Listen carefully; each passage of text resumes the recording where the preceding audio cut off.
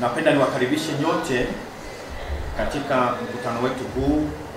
Naweza nikasema na waandishi wetu wa habari ambao ni Episcopal Anglican Media, ambacho ndio chombo cha habari kinachobeba na kutangaza maono yetu ya jimbo la Anglican Catholic Church hapa Tanzania, ama katika jina lingine linatambulika kama Episcopal Anglican Province of Tanzania, ambayo ni province ya Kianglikana ndani ya Anglican Catholic Church.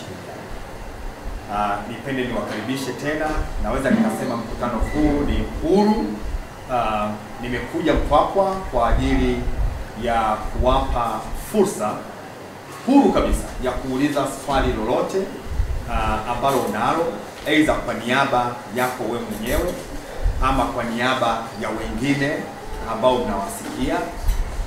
Haidarishi, aidha una maswali ambayo unayasikia mitaani ama yamenenwa mitaani juu ya jimbo letu ama juu yangu, haidarishi. Lakini huu ni mkutano huru kwangu kama askofu mkuu wa jimbo la Anglican Catholic Church kuwa available kwenu ninyi, sio tu wa Mpwapwa, lakini huenda ikawa ni swali kwa Watanzania wote. Kwa hiyo nipende kuambia kwamba mko huru kuuliza hilo swali na nitalijibu kadri ya Mungu atakaponiwezesha. Natumaini katika mkutano huu maswali yenu mlionayo yatafungua nuru kubwa ya majibu na watu kuwaelewesha sio tu juu ya utume wa jimbo letu hapa Tanzania, lakini na fursa ambazo zinaweza zikawepo kulingana na jimbo hili kuwepo hapa Tanzania katika kutangaza Kristo. Naitwa Askofu Mkuu Ibariki Kuta, na again tupo na Episcopal Anglican Media kwa ajili ya fursa hii. Karibu. Lakini kabla sijaruhusu na maswali, napenda nisisitize kitu kimoja. Wakati wa huduma ya Yesu alipopata challenge nyingi sana kwa wakuu wa dini, kile ni dini ya Kiyahudi, basi kulikuwa na uzushi wa aina mbalimbali kama mnavyojua, na Biblia iko wazi dhidi ya Yesu. Lakini uzushi huu ulimpeleka Yesu kwa Pilato, si ndio? Na Pilato anasema, nimesikia mambo mengi sana juu yako, sasa leo nataka unieleze. Yesu akamwambia sawa, una swali. Lakini katika mazungumzo yao Yesu akamwambia, sikiliza Pilato, utaijua kweli na kweli itakuweka huru. Na mimi niwaambie, katika maswali haya leo hii mtaijua kweli, na hiyo kweli itawaweka huru katika nchi. Karibu. Sasa mimi sijui nianze na nani. Yoyote mwenye kuuliza swali, ukinyosha kidole nakwambia anza. Labda ujitaje na jina kwa sababu ya kwa sababu ya record zetu za ndio. Asante sana. Mimi kwa majina naitwa Sadiki Tanasi Sanga.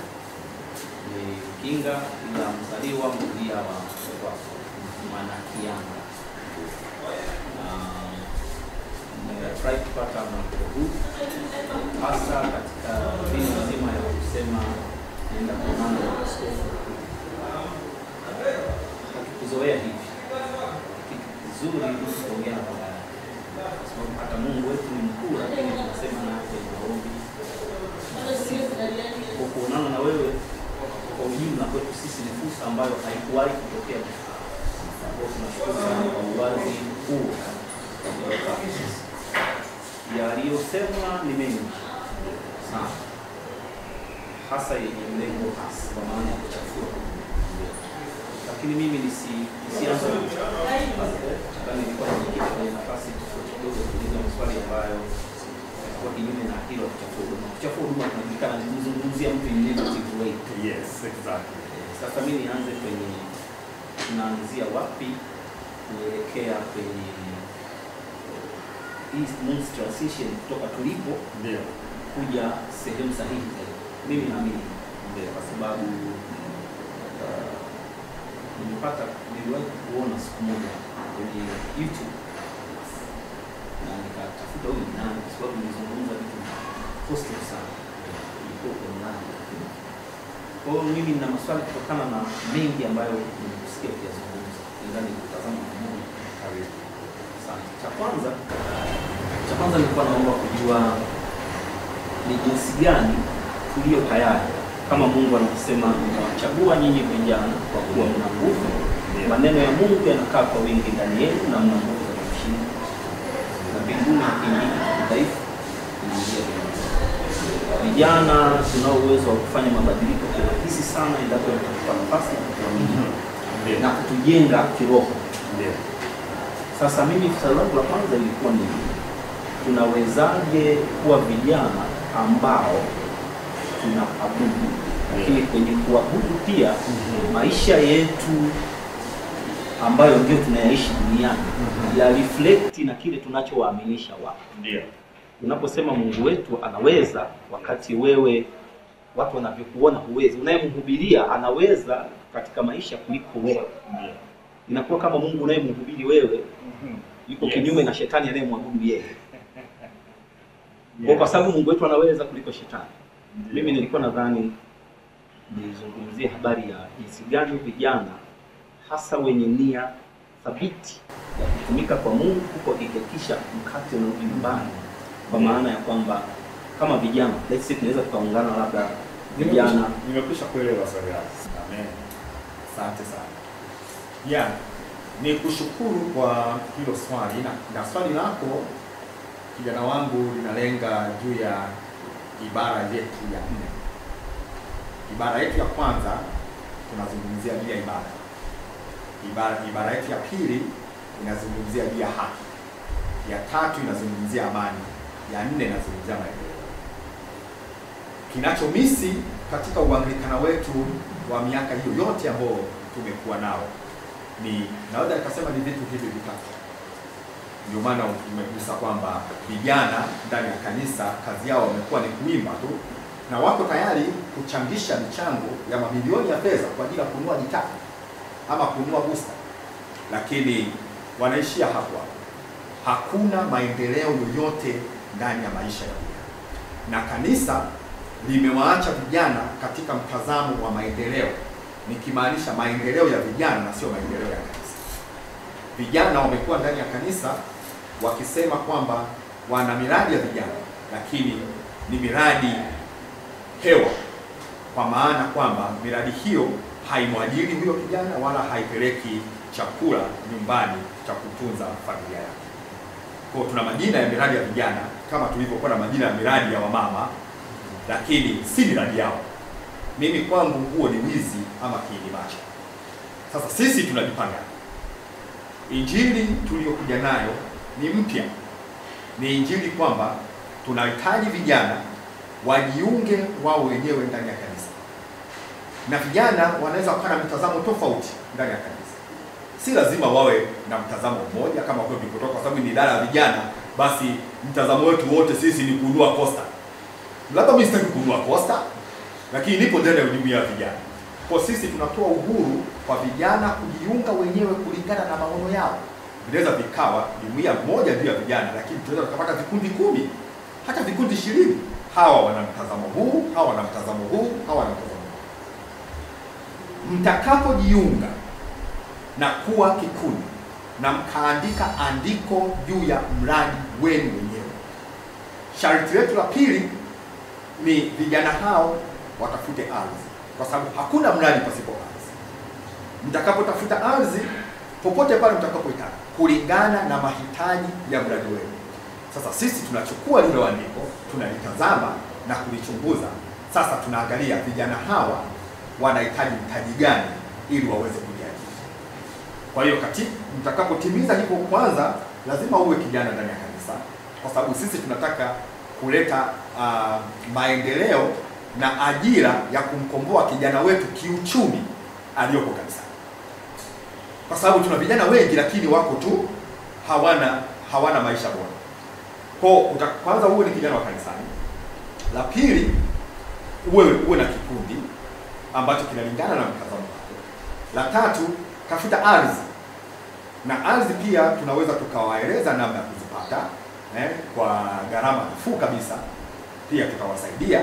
Lakini ukishapata ardhi sasa tunapokea andiko lenu. Tunapolipokea lile andiko lenu sasa tunaangalia mnahitaji gani. Kwa hiyo yes, Episcopal Anglican Province of Tanzania itatafuta mitaji kulingana na mahitaji ama na maono ya kikundi cha vijana. Kama unataka ufugaji wa kisasa, tutaangalia mtaji wako ni nini.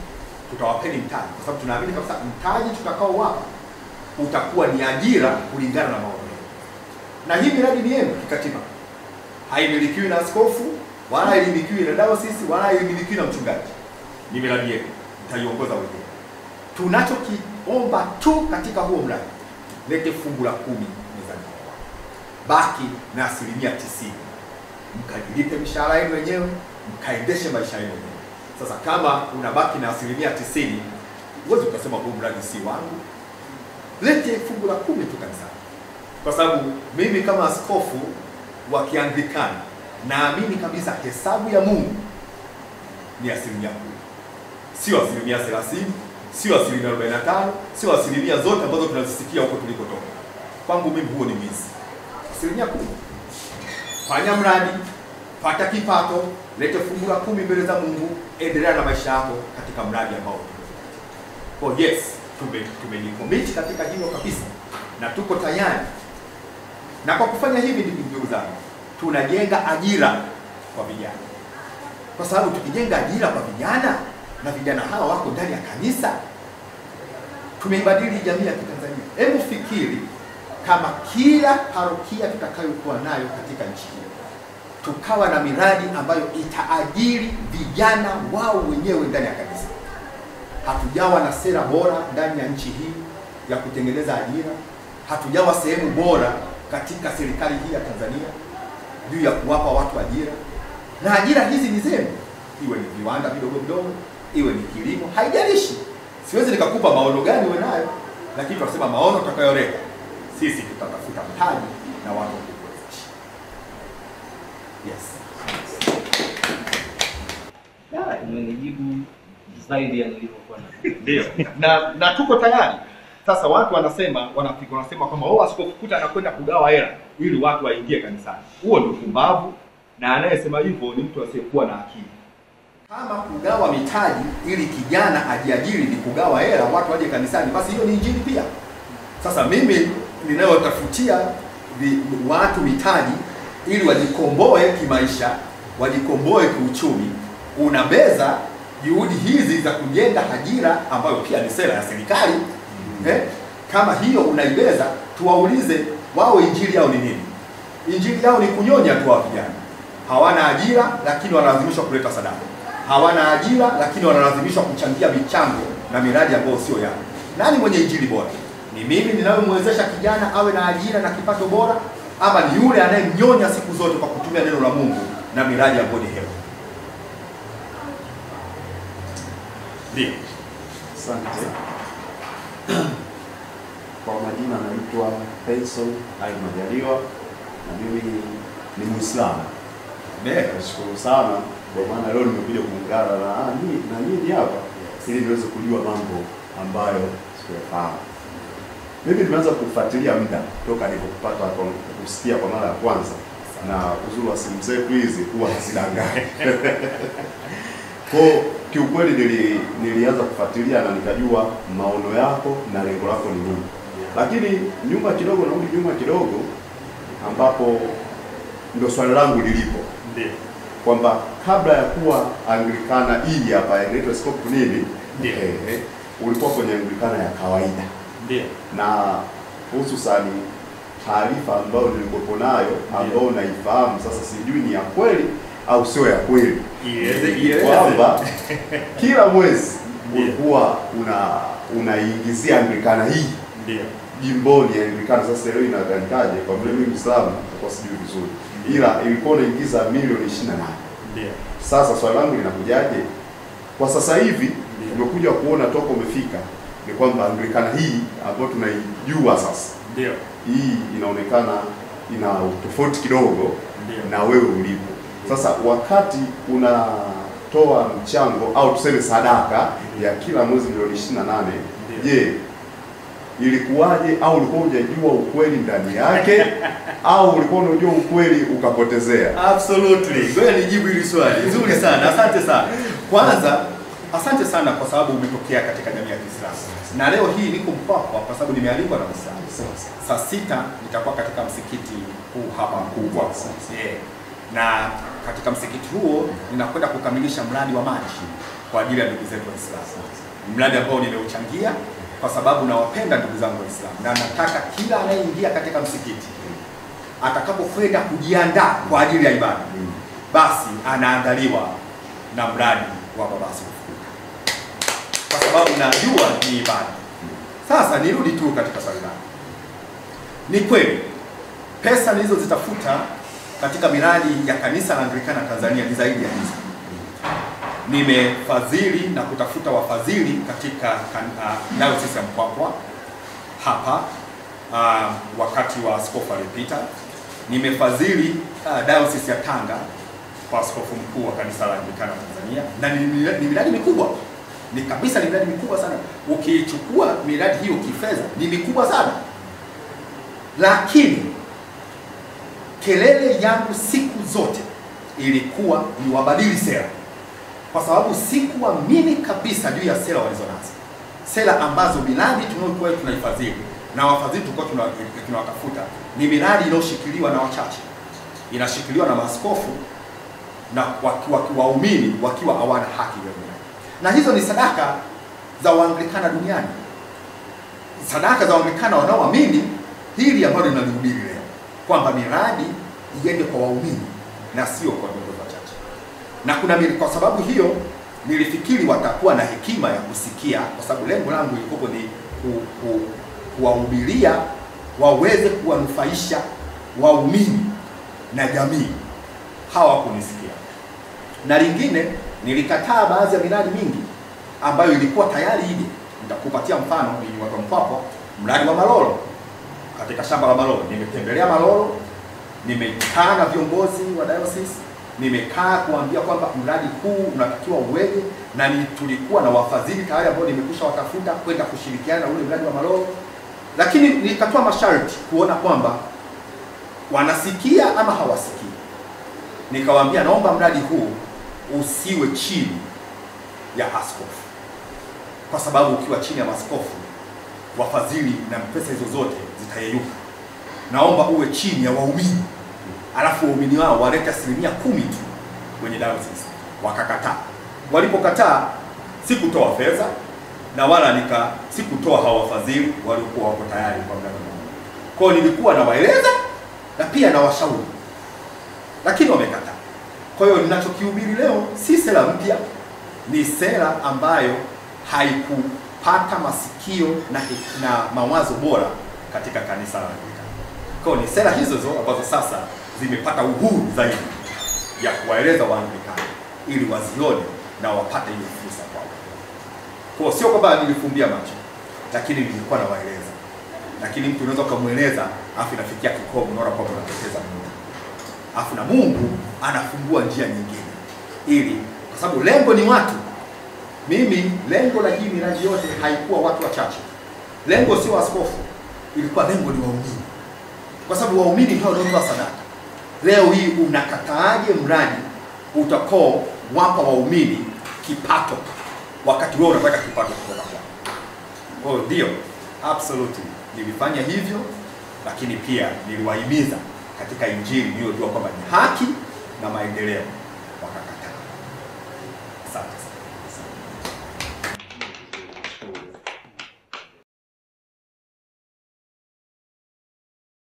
Nisa Robert Matogo. Katika Injili huko mtaani tumesikia habari za tofauti ya Anglikana hii na Anglikana hii. Ndio. Nafikiri hapo umegusia kidogo kumweleza aliyeuliza swali aliyepita, kwa sababu ya tofauti hizo na zinginezo najua zipo. Ndio. Lakini kwa kuchafua huduma iliyopo, wanasema kwamba huko msiende kwa sababu huko wanaunga mkono ndoa za jinsia moja.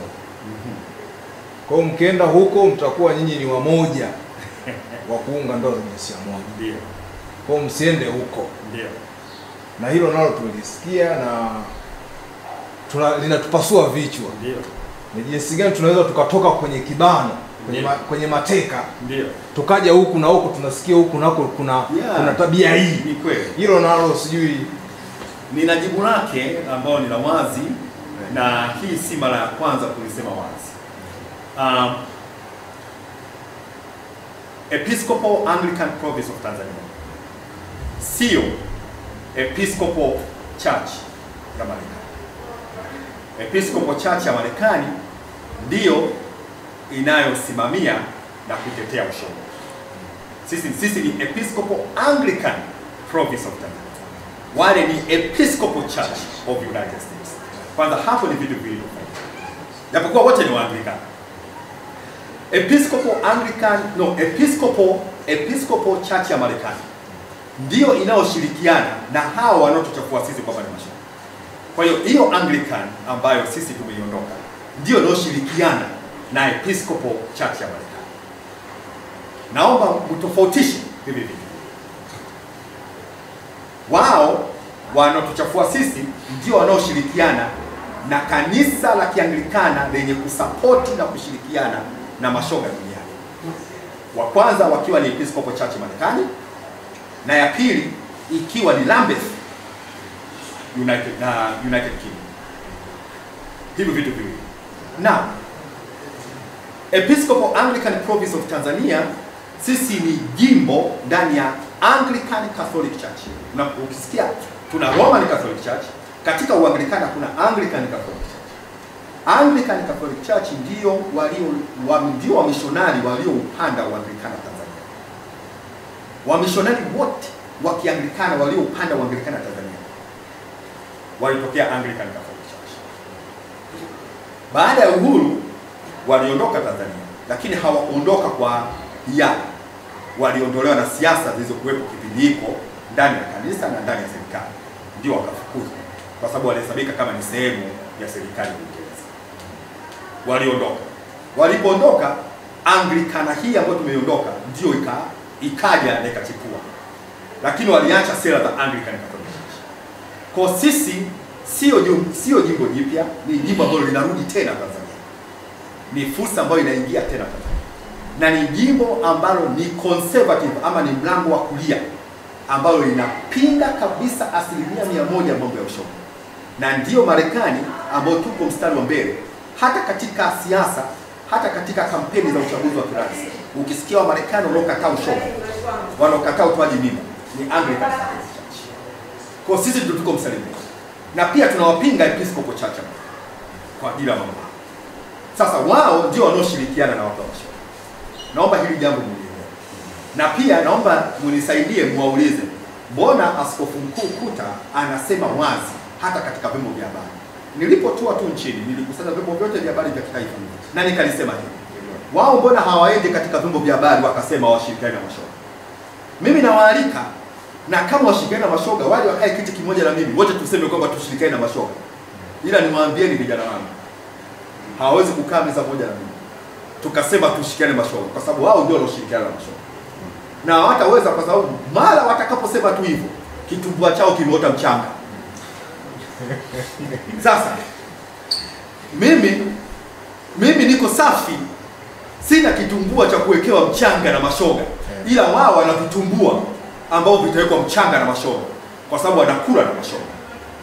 Kwa hiyo tuambie ukweli, na huu ni wakati wa ukweli sasa. Njoo wazi kama Askofu Kuta. Sema wazi. Nenda kwa watu kama nilivyokuja kwenu. Usiende tu kwa baadhi ya wale watu ambao ni ambao unakaa meza moja. Nenda mitaani kama anapokwenda Askofu Kuta. Pata swali lolote kutoka kwa watu kama kweli wewe ni msafi. Na waambieni hawawezi. Na hapo ndipo mtakapochambua pumba na mcheke. Niliona wakati unaandika kweli mtandaoni ulilizungumzia hilo. Ndio. Kwa hiyo ni sahihi. Ndio. Na katika hili, na ndio maana hata jamii yetu ya Kiislamu wamepata rafiki kutoka kwangu. Kwa sababu jamii ya Kiislamu haitaki upumbavu, haitaki upumbavu wa ushoga, haitaki upumbavu wa utoaji mimba usiokuwa na sababu yoyote, na ndio maana wanaposhirikiana na mimi wanajua wana askofu aliye safi ambaye tunaweza tukasimama pamoja na tukasema maadili yetu ni nini katika Tanzania. Na hata tunapozungumzia Tanzania, hata serikali ya nchi hii haitaki hayo mambo. Kwa hiyo hata serikali ya Tanzania imepata rafiki ambaye ni bora, ambaye anasimama katika maadili ya Kitanzania. Wao je, wanaogopa nini? Kitumbua kuota mchanga?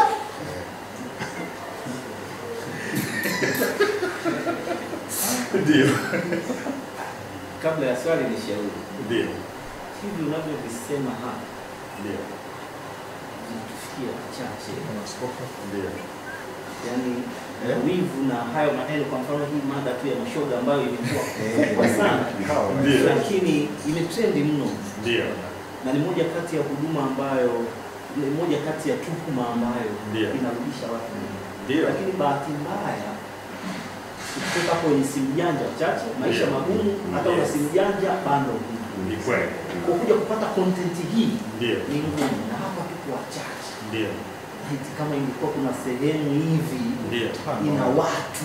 Kwanza si niko Mpwapwa, nitoe changamoto kwa askofu wa Mpwapwa, Waanglikana hiyo nyingine, ambao ni hatua 10 tu kutoka hapa na kufanya hii conference.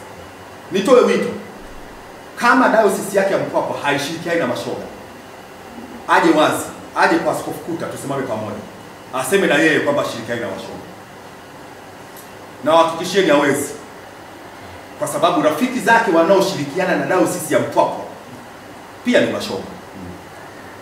Kama nakataa, aje wazi aseme kwamba mimi dayosisi ya Mpwapwa ya kanisa la Anglikana Tanzania sishirikiani na mashoga. Tuone kama hicho kitumbua kitaota mchanga.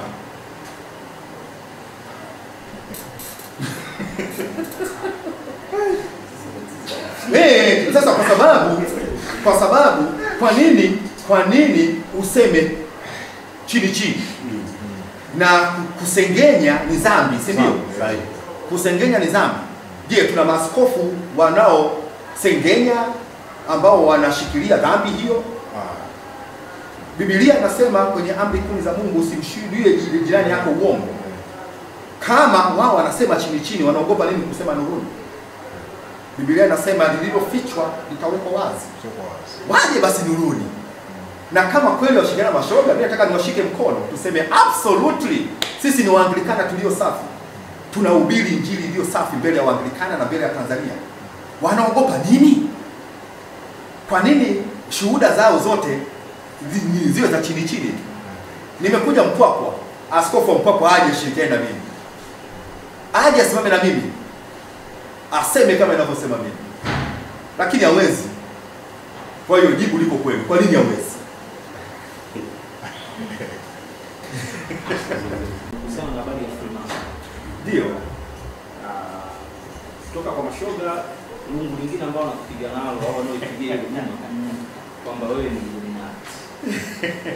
Illuminati, kwa hiyo hata unapobatiza unabatiza fimbo yako, kofia yako ziko tofauti kabisa wanavyodai wao.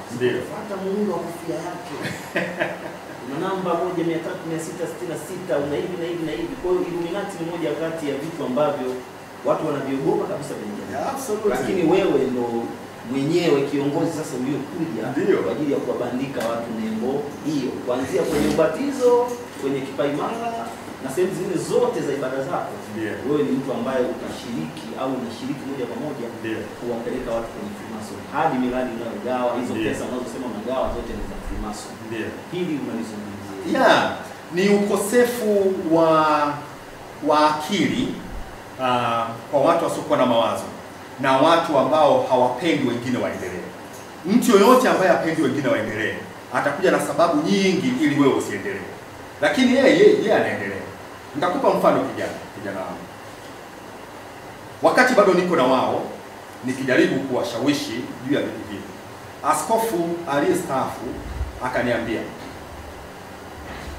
sisi watu wa Mpwapwa tunakwenda mbinguni na umasikini wetu. Nikamwambia, unaenda mbinguni na umasikini? Akasema ndio. Nikamwambia, okay, kwa nini tusianze na wewe? Wewe mbona unaendesha gari zuri?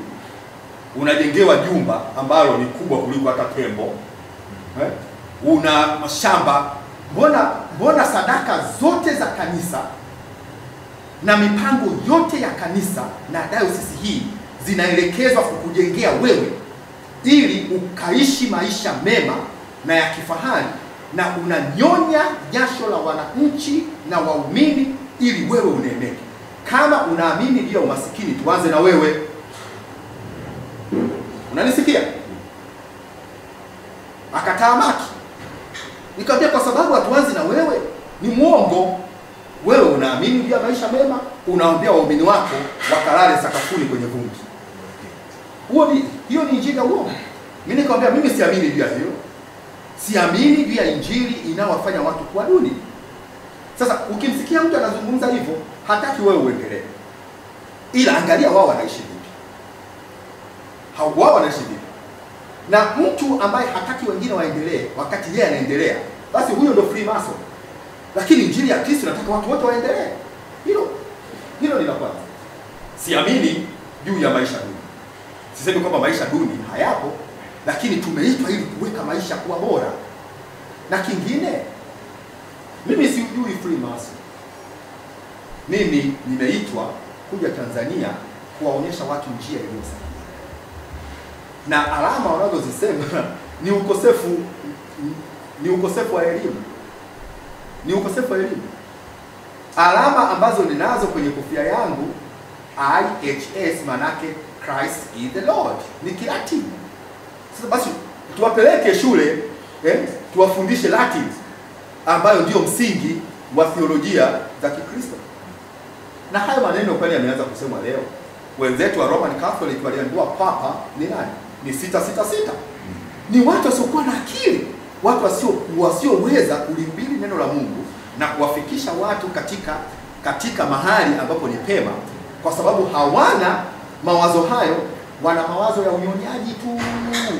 Akitokea mtu mwenye mawazo chanya, wanakuja na majina ambayo hayana msingi. Papa kaambiwa maneno mengi sana, lakini papa anasimama hadi leo, na kanisa Roman Catholic bado linaendelea kuwa kubwa na jasiri na kuwafikia watu katika jamii. Mtu asiyekuwa na mawazo atakuja na sababu za ajabu. Kwa hiyo hilo sio la kweli. Ila kama watu wananisema kwa ajili ya kuwakomboa vijana na wamama ili waje na maisha bora. Yesu Kristo alipokwenda Nazareti akasema, Roho wa Bwana yu juu yangu, kwa maana amenipaka mafuta kuwahubiria maskini habari njema, na kuwafungua waliofungwa katika vifungo vyao, na kuwafumbua macho ya watu waliopotoshwa na mambo ya kidini ambayo hayana maana. Yesu alikuwa Freemason. Unamfunguaje mtu katika vifungo? Kwa kumwelekeza njia iliyo sahihi. Kwa hiyo hilo nalo ni kitu ambacho hakina msingi. Lakini sitaionea haya injili. Nitakwenda kwa vijana wote Tanzania na nitaleta injili ya ukombozi wa mawazo na uchumi. Na kingine, katika kila jamii inayokwenda ninatangaza miradi ya maji safi na salama ya kunywa katika nyumba za watu. Ni sera Mama Samia, si ndio? Mama Samia naye ni Freemason. Anaposema kwamba tumtue mama ndoo kichwani, ni mradi mkubwa sana huo. Kumtua mama ndoo kichwani Tanzania ni mradi wa billions of money. Kwa hiyo Mama Samia naye ni Freemason kwa sababu anataka kuwatua wanawake ndoo kichwani. Siamini kwamba ni Freemason, ila ana nia njema na Watanzania. Na kwa sababu ana nia njema wa Tanzania, nimekuja kuwa rafiki wa serikali ya Watanzania ili tuhakikishe wamama hawachoti maji tena katika ndoo katika vichwa vyao, ili kuwaletea mabomba katika nyumba zao. Na hiyo ndio injili. Nimesema mara zote, siamini juu ya kanisa lolote wala theolojia ya yoyote ambayo haibadili maisha ya watu wanaowazunguka. Tuangalie makanisa tunayoingia yanafanya nini. Kama ni makanisa ya kunyonya tu sadaka, unaingia kanisani kama mdaiwa, unaingia kanisani hakuna injili, unaingia kanisani ni michango tu, basi wao ndio Freemason, kwa sababu kazi yao ni kunyonya watu, hawabadili maisha. Waache upumbavu na waache kutokuwa na akili, wawahudumie watu waliowachagua. Samahani Father, labda kwa kuongezea, ina maana wao wanashindwa kujiuliza Freemason kaanza baada ya kutoka kwao au kabla hajatoka. Maana hela zake za faza kutoka nje walikuwa wanazichukua. Na ni wale wapokea hela za Freemason. Freemason imeanza baada ya kusema sasa nawapa si wapi viongozi wachache. Nataka kusaidia jamii. Ndio Freemason unaanza. Ni kukosa elimu. Lakini pia Bishop ndio kijana wangu. Mimi kwa majina ndio John Fred. Yes. Ni hapa wapo. Ndio. Mimi naweza kusema ni kwa mara ya kwanza. Yes. Na kuona. Ndio. Kama mfano hapo bora tunaelekeza kwa unaweza kuwa na simu lakini ukifocus kwenye vitu vingine. Yes. Tofauti na hivi ambavyo kama unaona kwa sababu ushaingia kwenye simu unaweza kujua nani kaja kwa haraka na anasheni sana mtandaoni kwa sasa hivi ni nani. Wao wanataka kuiperua mpaka wakajua vitu vya ndani zaidi. Ndio. Sisi tunataka kushika tunawasia vitu vya ajabu. Ndio. Kwa hiyo naweza kusema kwanza kwa ile kwa kushukuru. Lakini na ule kwa utani kidogo wanasema mtu wenye matunda ndio unapigwa mawe. Kwa sababu polisi kasema tunakuta vijana kama tukapata fursa ya kuongea na mtu kama wewe. Hatujawahi kupata katika hii wilaya ya Mgwapa kwa ule askofu na mgoeo hapa. Ndio. Akaita kikao hata cha vijana. Ndio. Hata huyu hasijawahi kusikia. Mimi toka nimezaliwa niko pale na mama zangu na watu wa dini zangu lakini hata siku. Kwa hiyo tunaona kitu kimoja kama ni fahari kukutana na mtu kama huyu. Sina swali. Ila tu mimi nachokisemea. Wewe pale ambao wanaona kama wanatupunguzia. Amen.